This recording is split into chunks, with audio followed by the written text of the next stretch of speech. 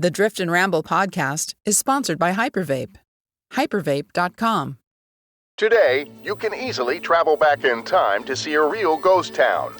From Los Angeles, just drive up Highway 395 through Mono County, past the scenic June Lake Loop and the eastern entrance to Yosemite's High Country. You will pass the iconic scenery that inspired the likes of John Muir, Ansel Adams, and so many other icons of the Sierras. But when you reach the signs for Highway 270, follow the signs to one of the best preserved ghost towns in existence today.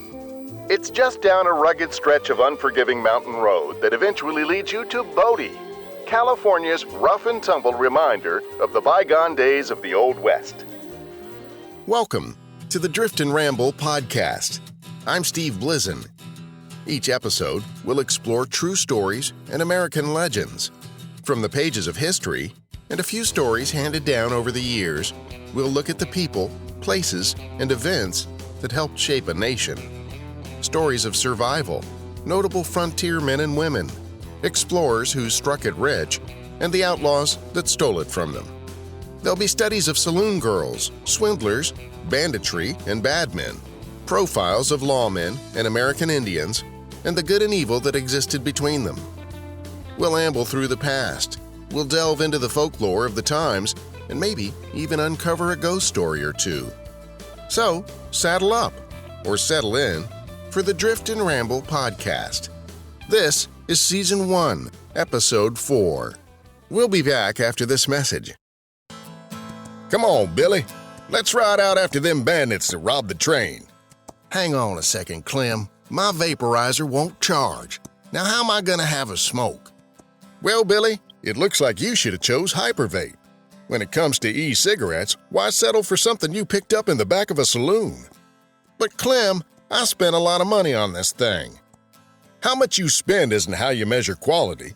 You measure quality through reliability, longevity, and value. Like this old horse your mom sold me. Gee, I guess you have been riding her a long time. You mean this horse or your mom?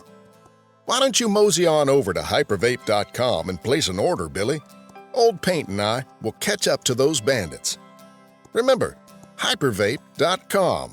Sleek, discreet, and always reliable. That's hypervape.com. Where outlaws and good guys find quality. That Bodie was and is a tangible landmark within such a bleak, windy, rustic, and often inhospitable country is astounding in its own right. In fact, the moment you arrive in Bodie, you feel instantly uneasy and almost sorry for the folks who may have called this place home. The chill isn't so much in the wind or the way it howls, but in the rough-cut desperation and determination that it took to reach the spot that killed the man the town was named for, but made the town of Bodie come alive and thrive. There are no trees in Bodie, but even with its many remaining structures, the town still looks intact enough today to make it seem almost livable. It's no wonder why so many people still flock to watch this once vibrant, rich, and violent boomtown fade slowly back into the dust from which it came. Bodie is in fact a real ghost town, full of myths and mysteries, and though it seems it may have always been the case, the true origins of this ghostly place are just as creepy. After all, the town was named for a dead guy, and that's where our story begins. On today's episode of the Drift and Ramble podcast, we visit Bodie, California. Ghost town, boomtown, a prospector's paradise. Sort of. As the decline of the California gold rush was underway at Sutter's Mill, adventurous souls and desperados drifted away in search of profits on the other side of the Sierras. Prospectors began to scour the countryside in search of new digs. Some made it just over the state line to strike it rich in Aurora, Nevada, while others found riches in silver in Virginia City, Nevada. But a couple of prospectors found gold in the desolate area just within the border of California. They built a small cabin near the claim, and the two men worked the claim until they had enough gold to buy supplies. One was a prospector from Poughkeepsie, New York, named W.S. Bodie. He and another man, a half-Cherokee known by the name of Black Taylor, went to get supplies in the nearby town of Monoville. But as luck would have it, they were caught in a blizzard on the return trip, and W.S. Bodie perished in the elements.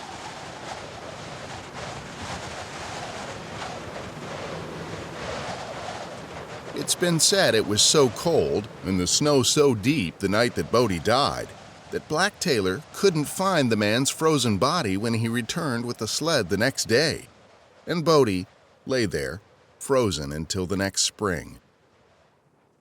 As the snow receded to reveal the corpse of its namesake, the Bodie mining camp was born. Not that anyone really noticed.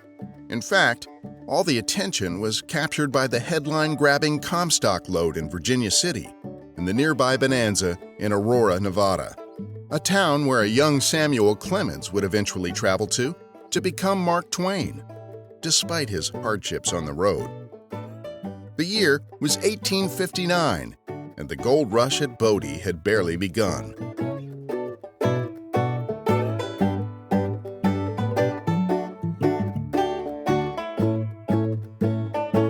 We went to Bodie State Park to find out more about the history and the hardships of mining gold in the eastern Sierras. When we arrived, we met up with Charles, a park aide who had a vast knowledge of the people of Bodie and how the mines were run. Charles, tell me a little bit about yourself. My name is Charles. I'm a park aide here at Bodie State Historic Park. We have been a state park since 1962. I am originally from Kansas City, Missouri, and now I live about a 45-minute drive from here in Mono City, which is kind of between here and Lee Vining. Lee Vining is a quaint little town on 395, just north of the eastern entrance to Yosemite. It's an exceptional place for photographers in the fall, as there are a great many stands of aspens whose leaves turn rich golden colors every autumn. So Charles, tell us about W.S. Bodie and his discovery. This was W.S. Bodie, a native of Poughkeepsie, New York, who had heard about the 49ers gold rush, took a boat around the tip of South America into San Francisco Bay, then made his way up here to the eastern Sierra with a partner E.S. Blackie Taylor. The two were panning in a seasonal creek on the other side of the ridge from where we are now, and Bodie managed to find a couple of flakes of gold. They followed that creek up to its origin, found a rich vein of quartz, and since everything here in Bodie was hard rock mining, once they found quartz, they knew they had likely found gold and silver, so they struck their claim and began getting ready to mine here. But things didn't go well for Bodie after the discovery, did they? So Bodie and his partner had built a small shanty in preparation for mining. They then went to a nearby mining town, Monoville, which would have been kind of down 270 from where we are now, to get supplies and bring them back up here. It was early autumn at this point, and on the way back, an early season storm hit. Bodie became exhausted and hypothermic, could not continue, so Taylor wrapped him in a blanket and promised to go back to their shanty, retrieve the sled, and come back and get Bodie. Once Taylor got back to their shanty, night had fallen, the blizzard had intensified, so he was not able to return that night to get Bodie. He waited till the next morning to go look. That morning, there were several feet of snow on the ground, and he could not actually find Bodie. Bodie's remains were not found until the following spring, and then were only identified by the blanket and by a very distinct knife he wore on his belt. So the town was named after a dead guy, but a sign painter made things worse. What happened to change the spelling?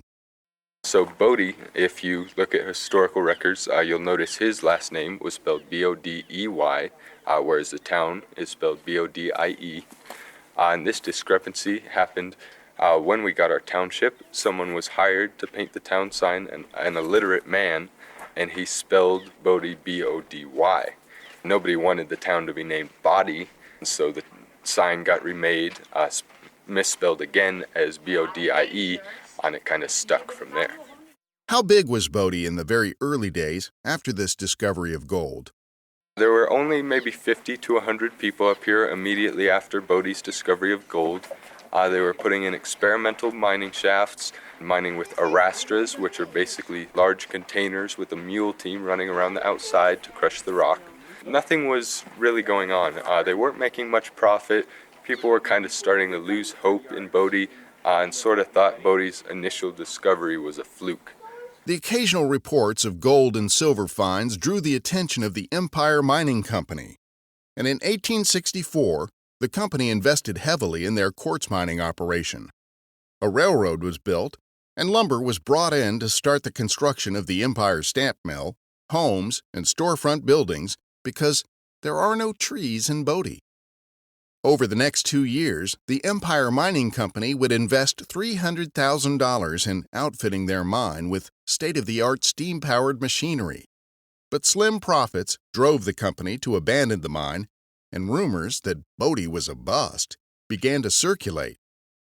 Bodie wasn't much of a boomtown after all.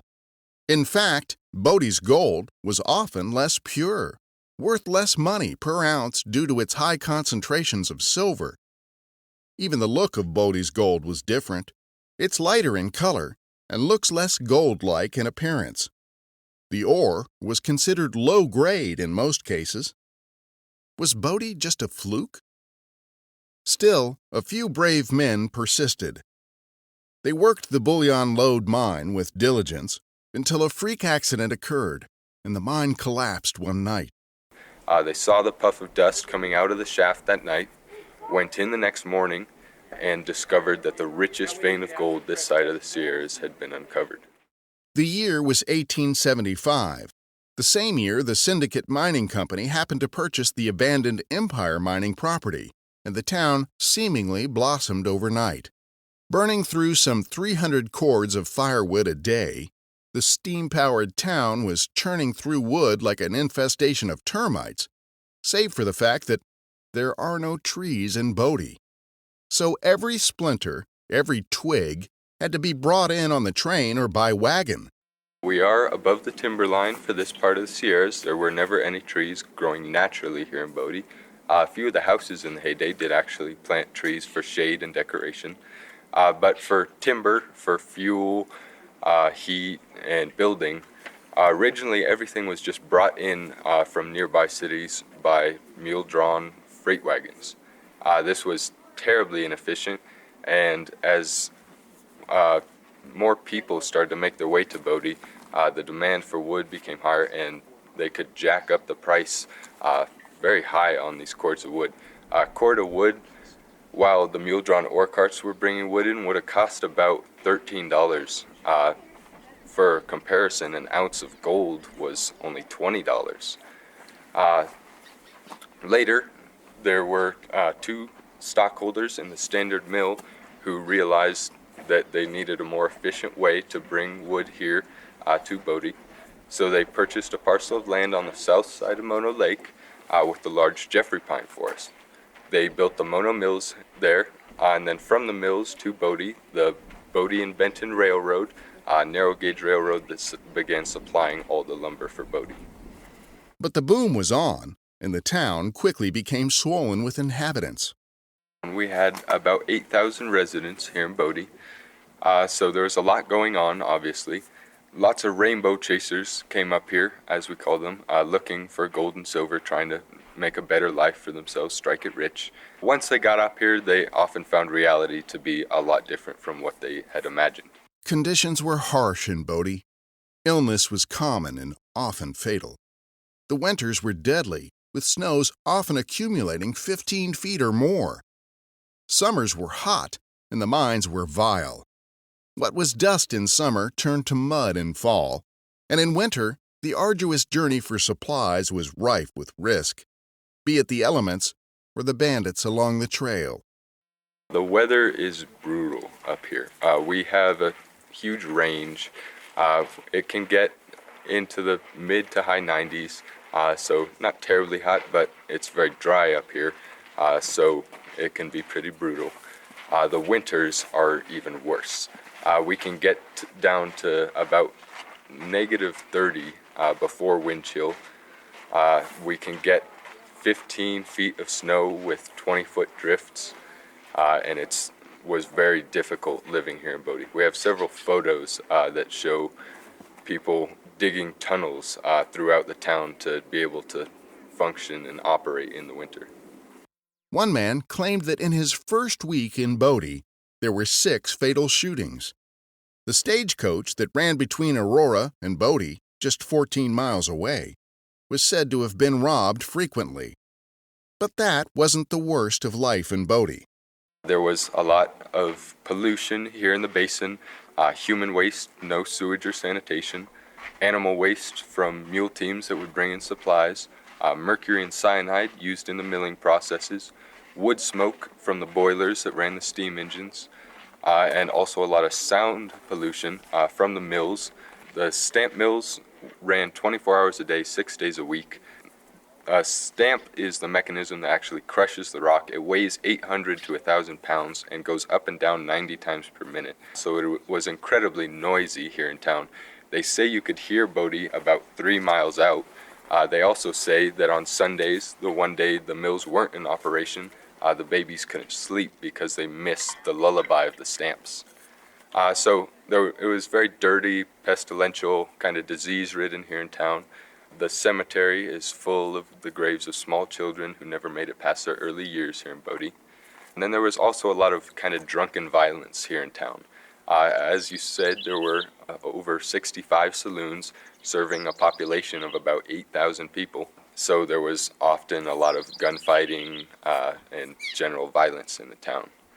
The one story to me that kind of exemplifies the general drunken, violent mayhem here in town occurred in one of the saloons on the south side of town. 2 men were drinking, happened to get into an argument, drew their guns on each other. Between the 2 of them, they fired 8 shots. Of the 8 bullets fired, 1 bullet found a mark, and that was a person standing a few feet away watching the fight. The newspapers like to say that Bodie had the worst shots in the West. With the flood of newcomers came businessmen and their wives, miners and their families, shopkeepers and merchants, and those on the fringe of society. Opportunists, gamblers, gunfighters, and prostitutes swarmed in to relieve the townsfolk of Bodie of the good money made in the mines. And the lawlessness was rampant, rivaling the criminal element of other rowdy western towns like Deadwood, Dodge City, or Tombstone. We had opium dens, gambling houses, a large red light district known as Virgin Alley or Maiden Lane. We had a horse racing track, a shooting gallery, a baseball field, all kinds of good stuff going on here in Bodie. The south side of town was what would have contained most of our seedier establishments, the gambling houses, the saloons, the red light district, all that sort of thing.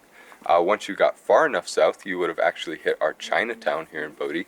And we had a very large, kind of vibrant Chinese population. We had about 350 individuals here during their peak. And they'd come here to America seeking a better life. They'd heard about the good-paying jobs in the mills and the mines and hoped to strike it rich like many people did. Unfortunately, once they made their way here to Bodie, they discovered that only white males were allowed to work in the mills and the mines, and they were forced to do more menial jobs and run their own businesses, such as collecting firewood, running opium dens, restaurants, and other small jobs like that.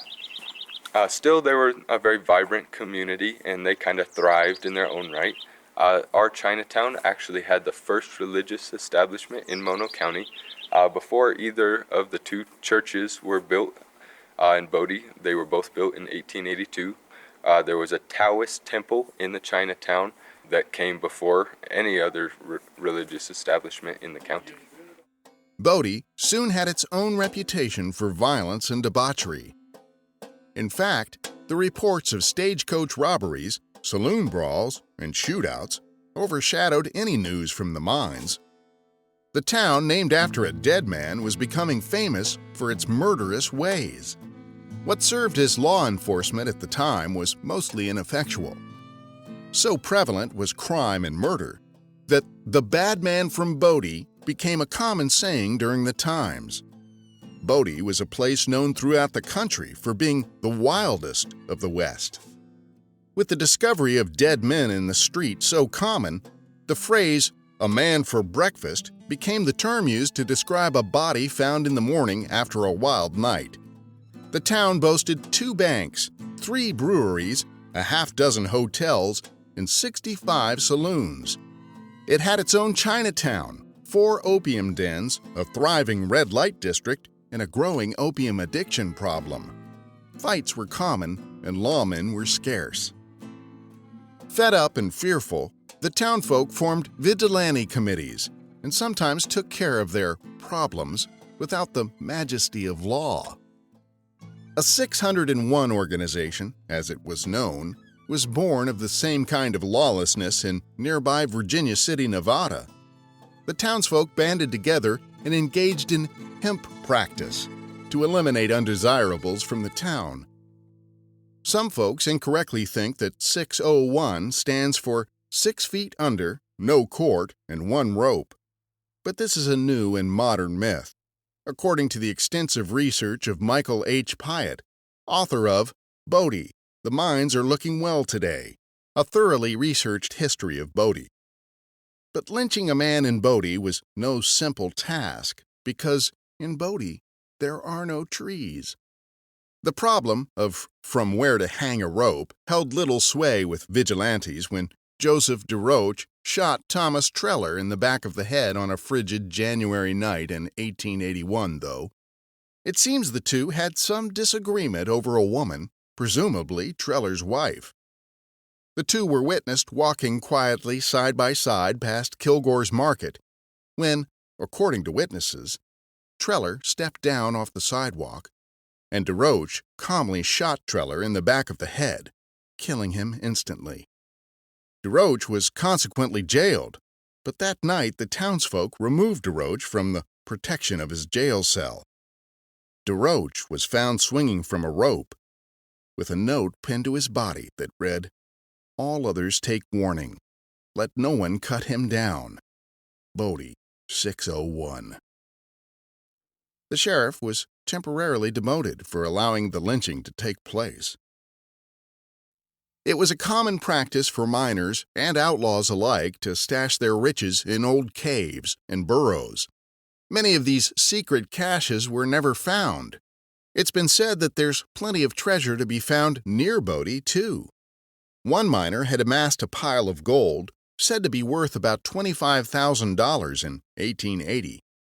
Like many of the miners of the time, he soon became sickly, and he died before he could tell anyone where he hid his gold. After his death, the man's house was completely destroyed by various townsfolk looking for the riches, but no one ever claimed to find it. About the same time, 2 Mexican banditos robbed the stagecoach that ran between Bodie and Aurora. The 2 outlaws relieved the coachman of a handsome sum, $30,000 worth of gold bullion. A posse rode out to find the bandits and shot one in a gunfight, while the other holed up in the nearby cover. When they found him, he was already dead, most likely from a self-inflicted gunshot. But neither of these 2 had any of the gold in their possession. Rumor is they hid it somewhere between Bodie and the town of Bridgeport, which is a pretty wide area to search. Of the more notable townsfolk who made their mark in Bodie, some were simply passing through, while for others it was their final stop. Such was a well-known female gambler, famous for a fair deal and facial hair, by the name of Madame Mustache. Eleanor Dumont was a woman of French descent who came to America and traveled about the West as an accomplished card dealer. So rare was a woman dealing cards that men considered it an honor to play at her table, and her success followed her wherever she happened to go. Among the cities in the Old West where she was reported to have worked are Deadwood, Tombstone, Fort Benton, and San Francisco, before coming out to Bodie to ply her trade. Despite her unfortunate nickname, she was, by all accounts, once a very attractive woman. But as the years went by and her beauty began to fade, her mustache continued to grow and darken. In her later years, she added prostitution to her repertoire, and thus, one night, a drunken miner rudely addressed her as Madame Mustache,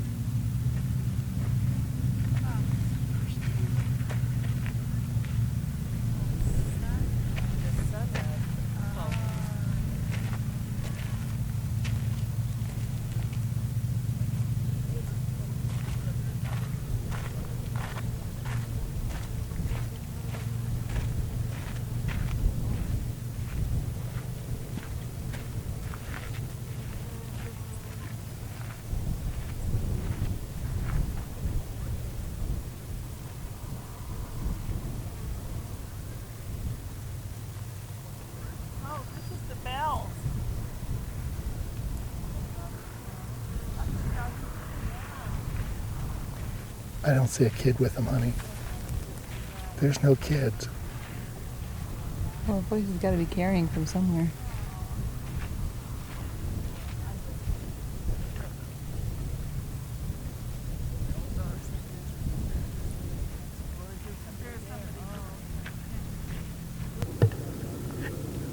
So we just had a kind of a creepy experience in the graveyard at Bodie. What happened? We're walking around in here just looking at all the headstones and noticing that what Charles had told us earlier about many of the children didn't live long lives at all because there's so much disease and pestilence. So I was noticing that, one child was 3 years old, one was 5, one was less than a year, and we continue walking along and we keep hearing a child's voice, and it seems like it must be carrying up from the area below the cemetery. So we just kind of keep waiting to see where the child is, and expected to see one at any time coming up the hill with a group of family, but we just didn't see a child at all, but we distinctly kept hearing a child's voice. The grave that we were standing in front of was the one of the so-called Angel of Bodie, Evelyn, who was killed when she was struck accidentally with a pickaxe. And while we don't know what the circumstances of that were, it must have been a horrific thing. And there's been a lot of stories of people who have visited this grave area with children, and the children seem to react and act as if they're playing with the ghost of Evelyn. It's the middle of the day. It's perfectly bright, nice day here at Bodie. No possible explanation for hearing that child's voice. Yeah. The doctor in town sucked. Yeah. Holy cow, y'all died of like the plague.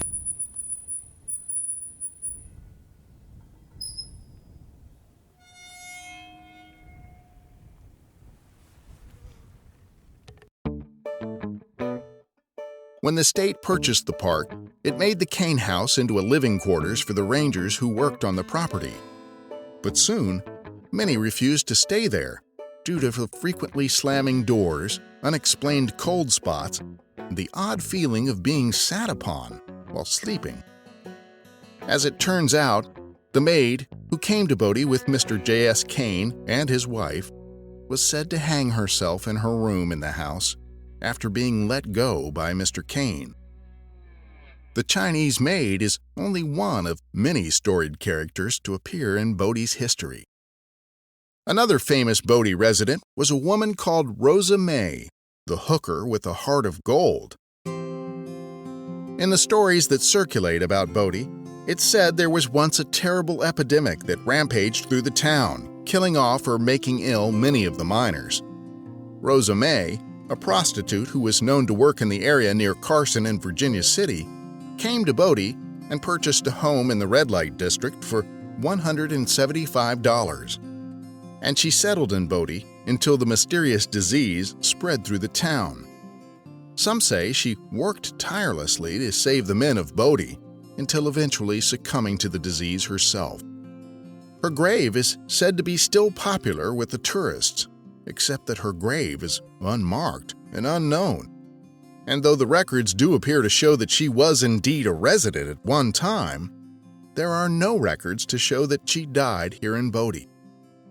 That's not so surprising, as tragedy was commonplace in this hostile, barren land. In fact, some say Bodie is cursed. Raging fires have swept through Bodie more than once. What you will likely see of Bodie today is but a mere fifth of what the town once was. Bodie has burned, like the godless, cursed hellhole it was sworn to be. In 1881, the good Reverend F.M. Warrington described Bodie as a sea of sin lashed by the tempests of lust and passion. And rumors of a Bodie curse still exist today. God help the soul of those who take souvenirs from Bodie. While state law prohibits the removal of any item from the park, some folks just can't help themselves, and they quickly come to regret the pilfering. The Park Service regularly receives boxes containing trinkets removed during visits to the town, with notes that all sound the same. Dear park personnel, I visited Bodie and found this item on my trip. I took it home, and since then, I have had nothing but bad luck. I was in a car crash, I lost my job, and my boyfriend and I broke up. Please accept my apologies and this item back. I meant no harm, but I see now that the Bodie curse is real. As the bonanza waned and Bodie began to settle down into a more family-oriented town, the population dropped dramatically. In 1910, a census reported just 698 residents, and by 1920 there were just 120 people left. With no moving companies to move them, and no railroad still in operation, the townsfolk left with whatever possessions they could carry, which is why so much was left behind. In 1932, another raging fire swept through the business district, destroying much of the town's body structures and many of the important documents of the time. And the decline continued until just 6 people were left. By 1962, the town had become a frequent target of vandals, and the state park system purchased the property in an effort to preserve it for you and I. Treasure hunters are prohibited from taking anything, even sticks or stones, from Bodie. And of course, there is that Bodie curse. If you do come to Bodie to spend some time, take only pictures and leave only footprints. Coming up on the next Drift and Ramble podcast, we'll explore Gold Hill and Virginia City and seek out some of the swindles that were taking place in the stock markets in San Francisco over the silver discovered in the Comstock lode. At the time, if you were a stockholder and you were making money, you got dividends. But if you weren't making money, you had to pay. Like, they could actually assess you, and you legally had to put in more money or lose your right. Samuel Clemens came to Virginia City in 1861, and he was here for 28 months. During that period of time, one of the things that occurred to him that he documents in his writings was that as a journalist for the Territorial Enterprise, he was often paid with stocks from various mines to put in the paper various bits of information that would today land him in prison for probably the rest of his life with insider trading tips. More from the Drift and Ramble podcast after this. In the bygone era of the American West, a good smoke was highly prized, but quality was hard to come by. These days, Hypervape continues the tradition of quality with quality vaporizers, batteries, and chargers. Sleek and discreet, Hypervape products offer the best in value. When trust and reliability are the things you value most, Hypervape is the right choice. Like the high-grade quality folks sought in the days of the Old West, Hypervape might be harder to find. But here's a little secret to help ease your search. Just point your browser to hypervape.com and order direct. Sleek, discreet, and reliable. Hypervape.com.